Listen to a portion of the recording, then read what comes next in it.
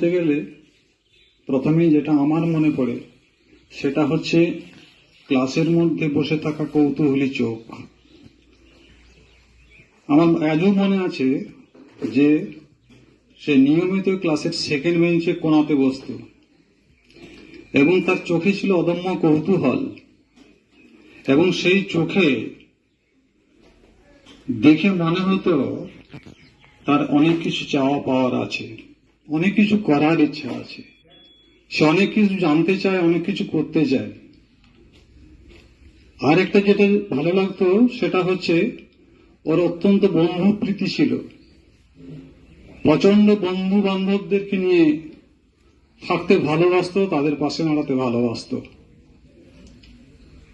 তাদেরকে নিয়ে গিয়ে তার দেওয়া যে খাবার বা টিফিন সেটা সে শেয়ার করত। তার সকলের প্রতি ভালোবাসা ছিল অসীম। তাই আজকে তার যে সেই আশা আকাঙ্ক্ষা বা কৌতূহলী চোখে যে কিছু করার যে বাসনা, সেই বাসনাটা তার মধ্যে অতৃপ্ত থেকে গেছে। সে অকালে আমাদের ছেড়ে চলে গেছে। খুবই কষ্টের, বেদনার যে একটা ছটপটে প্রাণবন্ত ছেলে যে জীবনের কোনো কিছু বুঝতে শেখেনি, ঠিক সেই সময় তাকে চলে যেতে হয়েছে। কিন্তু সে চলে গেল, তার যে আকাঙ্ক্ষা বা আমাদের মধ্যে উপস্থিত হয়েছেন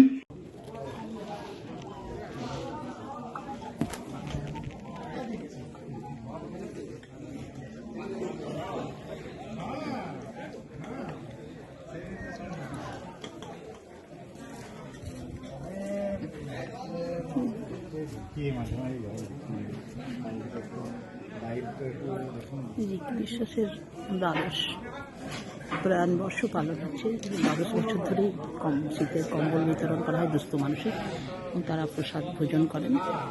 যথেষ্ট সবাই আসেন, তারা সবাই এখানে খাচ্ছেন প্রসাদ।